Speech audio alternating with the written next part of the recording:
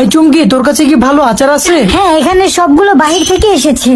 আরে আমার তো দেখে মনে হচ্ছে না এগুলো বাহিরে। আরে তুমি বিশ্বাস করছো না কেন? ওকে বুঝলাম, কিন্তু খেয়ে কি টেস্ট করা যাবে? ওকে, এই নাও, খেয়ে দেখো।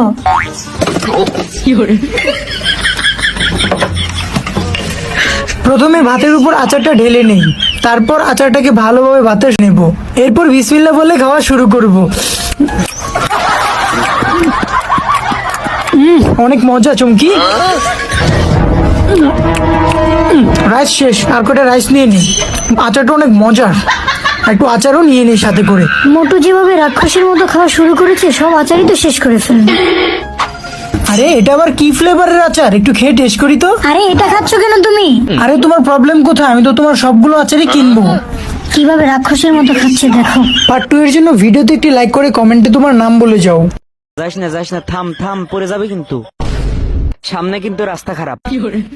সারাদিন শুধু গেদা ছেলের মতো খেলাধুলা, তাও আসার খবর নাই। তাড়াতাড়ি আয়, বাংলা মাল নিয়ে যাচ্ছি।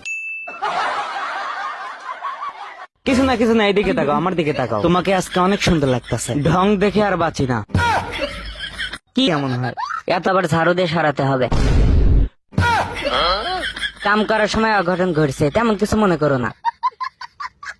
আমার সাথেই এমন হয়। এতক্ষণ ধরে কাজ করার পর শুধু সাদা ভাত, শুধু তোমার জন্য সাদা ভাত, আর আমার জন্য তো সবজির চাটনি আছে।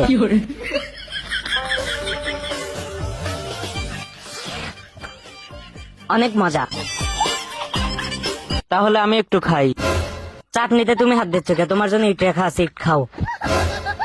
কিচ্ছু করার নাই। নাম কি? নাম ক। জরিনা বেগম।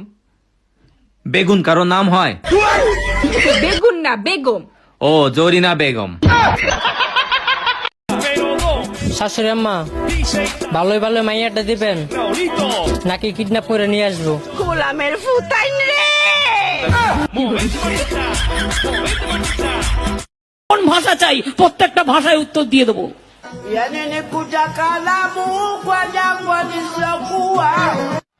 কি বলে?